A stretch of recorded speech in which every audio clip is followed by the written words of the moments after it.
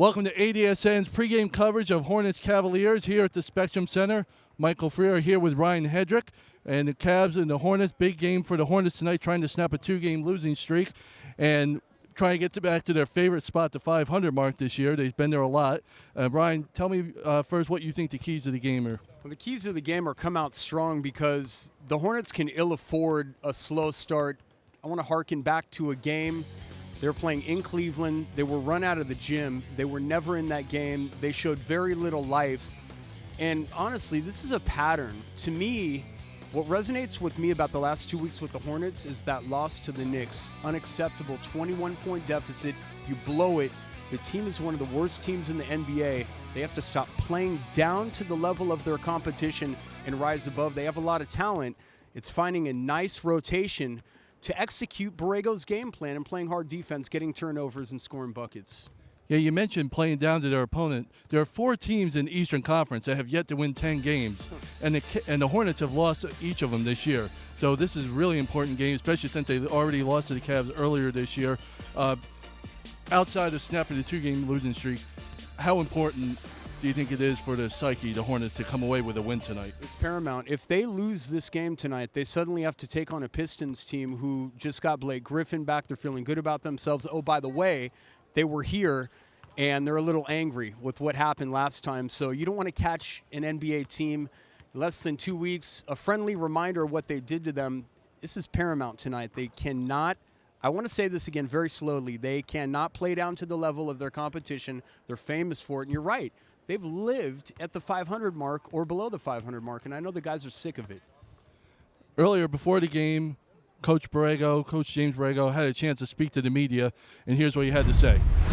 Last game, we just didn't defend early in that game. Coming off a good win at Detroit, I think just relaxed in that first quarter in Cleveland gave them momentum. They got confident, they made shots, and I think it, gave them what they needed to start that game. We just didn't respond well. But I expect our guys to come ready to play first quarter, especially on the defensive end. The second half defensively against New York wasn't enough. We could have won that game with our defense. Didn't shoot it well in the second half. I thought it was our best half of the season was the first half against New York.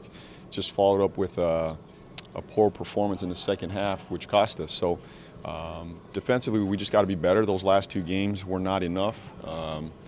We got to, bring more effort, more fight to the defensive end. So Coach Borrego had a chance to speak to the media, as we said, before the game.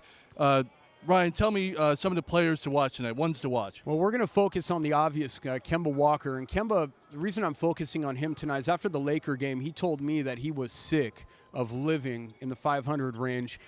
And I proceeded to ask him, do you have the personnel to get above the 500 mark and stay there? And he refused to answer that. It's obviously a loaded question. That's our job. That's what we do. However, we have to really watch Kemba's attitude, his demeanor, and his fire. Because if you look at his points per game average, they're at 24 right now. He was scoring 30 points a game. That average is dropping. Why?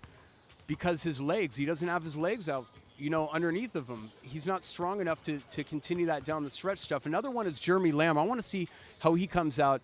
He got to the arena tonight at about 5:30. He just made it onto the court, and the game's at 7 o'clock. Really? I mean, this is not a guy making top-notch money. That's not the attitude. LeBron James was here all weekend. He didn't leave the gym. You see what happened with the Lakers and the Hornets. So I'm watching Lamb and Walker tonight. As for the keys to the game tonight, what do you think the biggest key for, the Hornets is? Defense. Defense. They gave up 113 to an inept Cavs offense a month ago. They can't do that tonight. They have to get back in transition, create turnovers, fill passing lanes, and get Kemba off early so he can have the fourth quarter off. To me, that's very important that he gets some rest in the fourth. And a team like the Cavs, they're 8-21. Let's be honest, they're headed straight to the draft. There's no reason that the Hornets don't cover the line 2 or 3 times over tonight, really. Now, the Cavaliers, as you say, just 8 wins this year, but they are coming off a nice win against the Pacers, one of the hottest teams in the league. And they are 3-3 in their last 6, which the Hornets know all too well about being 500 lately. Isn't the NBA weird? It's so weird. I feel sorry for people that gamble on this game because you cannot you just can't accurately predict what's going to happen on a nightly basis. If you thought the Knicks were going to walk the Hornets down from 15 in the fourth quarter, I will sell you a house in Cancun for $1. There's no way that you thought that was going to happen. But the NBA, that's why it's great, because it's an unpredictable league and all these guys get paid to play. Well, it's an unpredictable league, but we need a prediction. So what do you think about tonight? All right. I like the Hornets, and I like them by 12. I think 112 to 100. It's sad. It's a sad day in the NBA when every team gives up, top to bottom, everybody gives up at least 100. I remember the days 95, 94 was a good points per game or points against. Now everybody habitually gives up 100. So I say Hornets 112 and the Cavs 100. Well, stay tuned to ADSN. After the game, we'll have some post-game coverage. We'll have sound from Coach Borrego and some other players. So enjoy the game tonight, and be sure to tune in to ADSN post-game coverage.